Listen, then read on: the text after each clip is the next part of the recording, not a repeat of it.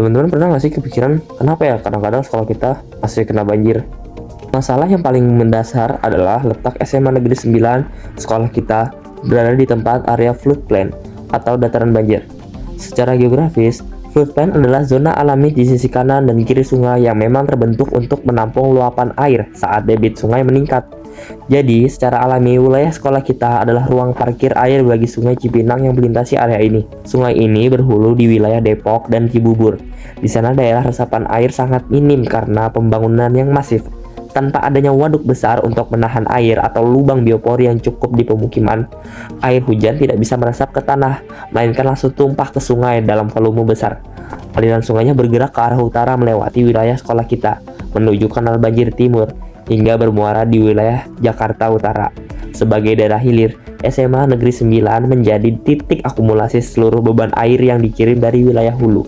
Nah, setelah kita mengidentifikasi masalahnya, sekarang pertanyaannya, kenapa banjir ini bisa terjadi? Ada 5 penyebab utama yang saling berkaitan. Pertama, adanya gangguan pada matra air akibat curah hujan yang ekstrim, yang dipicu oleh kombinasi monsun Asia, fenomena La Nina, dan fase iot negatif. Ketiga faktor ini menyebabkan pasokan uap air dari laut ke daratan melonjak drastis di atas normal. Kedua, faktor lokasi. SMA Negeri 9 Jakarta berada di wilayah hilir. Ketika hujan lebat mengguyur wilayah hulu Sungai Cipinang, maka seluruh volume air tersebut akan turun mengikuti gravitasi menuju Jakarta. Sebagai titik hilir, SMA Negeri 9 Jakarta terpaksa menerima paket air dari kiriman tersebut. Ketiga adalah topografi. Lingkungan sekolah SMA Negeri 9 Jakarta berada di topografi rendah. Kondisi ini membuat air tidak memiliki cukup energi untuk mengalir cepat, sehingga air cenderung parkir dan menggenang lama di area sekolah SMA Negeri 9 Jakarta. Keempat, rusaknya daerah resapan di hulu Sungai Cipinang yang berada di wilayah Kota Depok, tepatnya di Situ Jati Jajar. Di sini lahan yang seharusnya menyerap air kini sudah tertutup oleh bangunan. Akibatnya, minim resapan dan tidak adanya waduk penahan yang cukup. Air hujan tidak sempat masuk ke dalam tanah, malah langsung tumpah ke sungai dalam volume yang masif dan bergerak ke arah Jakarta. Kelima, terjadi pendangkalan sungai. Air kiriman dari hulu tidak hanya membawa air, tetapi juga lumpur hasil erosi. Lumpur ini juga akan mengendap di dasar Sungai Cipinang, yang membuat kapasitas sungai semakin dangkal. Akibatnya, sungai menjadi lebih cepat meluap, meski hujan belum terlalu lama. Saat banjir melanda, kita sering fokus pada rumah yang tenggelam atau warga yang mengungsi. Tapi sadarkah kamu, matra yang paling pertama hancur dan mengalami perubahan kualitas paling ekstrim adalah air itu sendiri. Banjir bukan cuma soal volume air yang meluap. Ini adalah anomali hidrologi, yang dimana air bersih berubah menjadi racun masif dalam hitungan jam. Air banjir mengaduk semuanya, limbah industri, kotoran, bahan kimia berbahaya, hingga bakteri patogen. Semuanya akan larut menjadi satu cairan toksik yang merusak segala hal yang akan disentuh. Dampaknya pun tidak berhenti saat permukaan air surut. Air banjir menyusup ke dalam tanah, merusak akuifer, dan mengkontaminasi cadangan air tanah dangkal. Sumber kehidupan warga seketika lumpuh. Ketika mata air tercemar, seluruh sistem penopang kehidupan di atasnya otomatis ikut runtuh.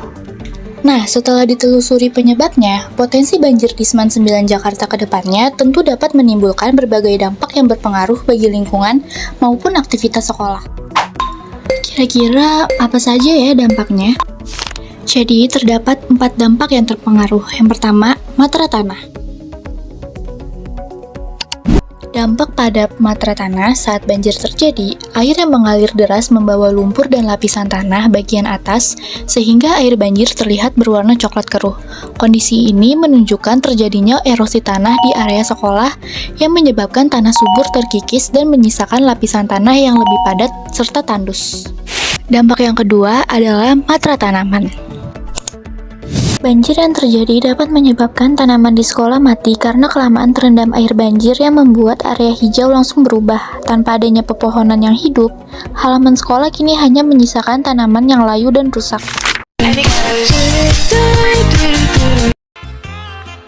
Berikut adalah video banjir di SMA Negeri 9 Jakarta.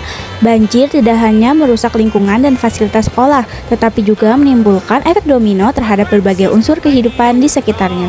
Dampak tersebut dapat mempengaruhi hewan dan juga udara. Pada matra hewan, banjir menyebabkan banyak genangan air yang menjadi tempat berkembangbiaknya nyamuk dan juga serangga lainnya. Akibatnya, populasi nyamuk meningkat dan dapat membawa berbagai penyakit seperti demam berdarah. Pada matra udara, genangan air yang terkena panas matahari akan cepat menguap dan menyebabkan kelembapan udara meningkat drastis. Udara menjadi lebih lembab dan terasa pengap. Kondisi ini dapat memicu pertumbuhan jamur dan juga bakteri, serta meningkatkan resiko gangguan pernapasan dan penyebaran penyakit di lingkungan sekolah. Selanjutnya ada solusi dari permasalahan tersebut. Yang pertama, ada sosialisasi dan edukasi bencana. Memberikan pengetahuan kepada warga sekolah mengenai penyebab banjir dan cara penanggulangannya. Yang kedua, ada pasca bencana. Pada saat pasca bencana, memastikan saluran air kembali berfungsi maksimal sebelum kegiatan belajar mengajar dimulai kembali. 3. Pemutusan aliran listrik. Segera mematikan saklar utama listrik untuk menghindari bahaya sengatan. Mitigasi yang keempat adalah menyelamatkan aset berharga seperti harta dan surat-surat penting ke tempat yang lebih tinggi, seperti di lantai 2, atau disimpan di tempat yang aman agar tidak terkena air banjir. Yang kelima yaitu mengevakuasi seluruh masyarakat untuk mengungsi ke tempat yang lebih aman atau tetap bertahan di lantai 2 masing-masing. Namun jika tidak memungkinkan untuk bertahan di rumah, masyarakat harus segera menuju posko pengungsian terdekat dengan membawa barang-barang penting serta membawa tas siaga bencana yang berisi keperluan darurat seperti pakaian, makanan instan, air bersih, obat-obatan, senter,